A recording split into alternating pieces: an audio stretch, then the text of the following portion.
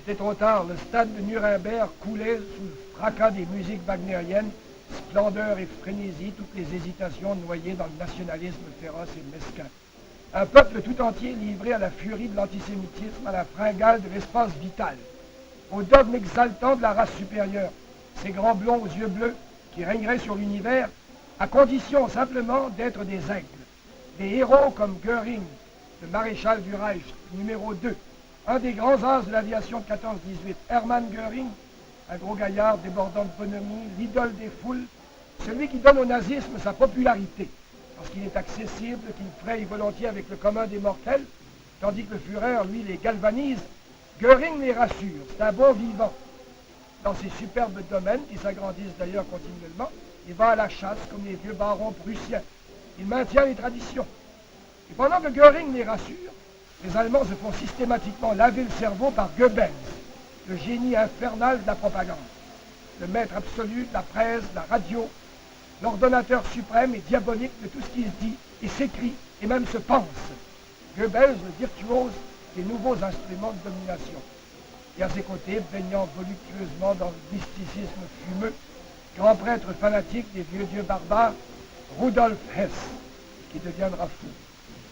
Mais en attendant, c'est l'Allemagne qui a perdu la tête.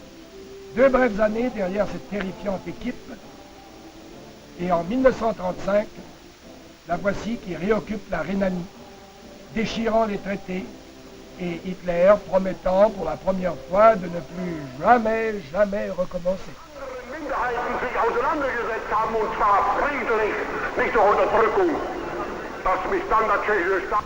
Après avoir entendu les discours de Hitler, naturellement, vous connaissez la force qu'il avait. Et c'était la même chose avec moi. Il a eu une grande imagination. Il a eu une certaine force sur les peuples. Plus que certaines forces, il y a eu une très grande force. Oui, assez grande. Pas partout. Mais Parmi les jeunes, surtout. Une grande force, beaucoup d'effets sur les jeunes, et aussi, trop longtemps, sur de grands pays démocratiques, à tel point qu'on pourrait quasiment excuser Hitler d'avoir cru que tout lui était permis. D'autant plus qu'il pouvait entretenir ses illusions à même une bonne vingtaine d'années de démissions successives et humiliantes des vainqueurs de 14-18.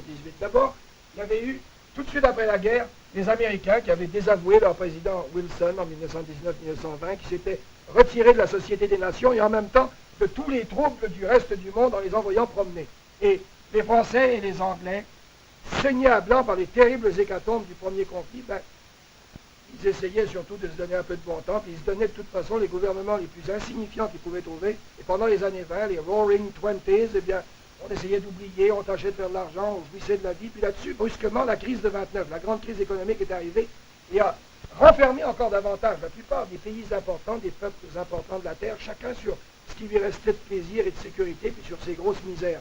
Et c'est dans ce climat-là, bien compartimenté, que la guerre est revenue, peu à peu, dans plusieurs coins, sournoisement, un peu comme un feu qui se rallume un peu partout quand les pompiers ont le dos tourné. Il y a les Japonais, en 1931 déjà, ils avaient mis la main sur la Mandchourie au nord de la Chine, et à ce moment-là, contenant de leur mieux leur noble indignation, la plupart des autres pays avaient fait semblant de pas trop s'en apercevoir. Et puis ensuite, quelques années après, en 1937, cette fois-là, les Japonais, ils s'attaquaient à la Chine tout entière.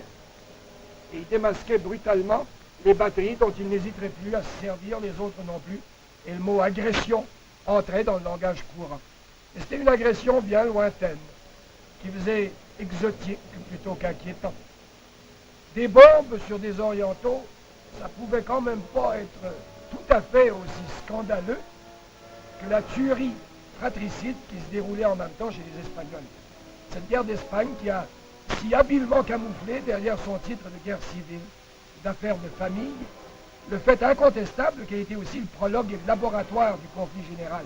Hitler et Mussolini, qui faisant l'essai méthodique de leur équipement et de leur méthode sur le dos du peuple espagnol.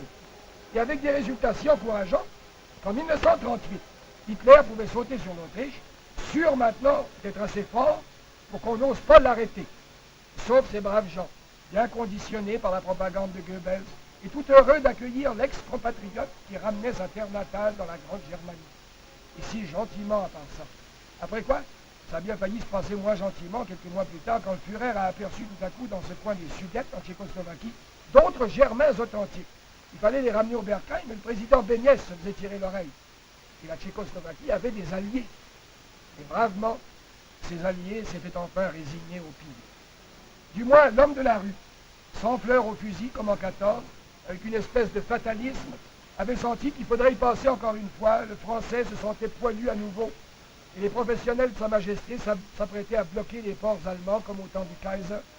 Mais au moment où l'opinion était chauffée à blanc, les hommes d'État faisaient marche arrière, encore une fois, péniblement. Le vieux M. Chamberlain arrivait à Munich et puis à Berchtesgaden, et là, s'aplatissant humblement devant l'homme fort, en compagnie de son collègue français Édouard Daladier, avalant l'humiliante satisfaction du Führer et du Duce souriant côte à côte, il signait pour l'amour de la paix à tout prix, Peace in our time, il signait l'abandon du morceau convoité, du morceau aussi bien garanti pourtant que Tchécoslovaquie.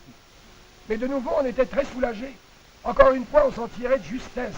Et cette fois-ci, Hitler était content. Il se disait absolument comblé. Und dass ich Ihnen dann garantiere, meinetwegen, wir wollen gar keine Tschechen. Et le printemps suivant, il entrait à Prague, avalant le reste de la Tchécoslovaquie. Et là, les dernières illusions ont bien dû s'envoler. Les Anglais sont venus défiler à Paris pour le 14 juillet 1939. Et tandis qu'on réchauffait ainsi l'entente cordiale, déjà les récriminations, les ultimatums du possédé pleuvaient sur la Pologne. Et on regardait du côté de Moscou. On espérait que Staline trouverait lui aussi que la Pologne, c'était quand même un peu fort.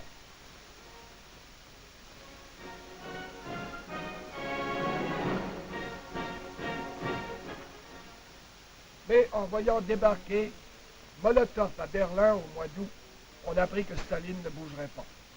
Et les égards avec lesquels le ministre moscovite fut accueilli montraient bien à quel point Hitler également appréciait l'avantage décisif de cette neutralisation de la Russie.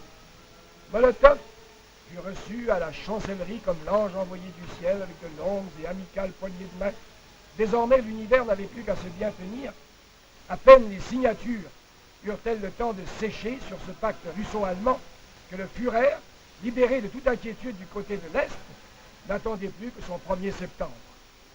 Et la grande aventure, la joyeuse apocalypse, les Stukas qui plongent sur les villes, le premier des grands flots de réfugiés qui finirait par recouvrir toute l'Europe.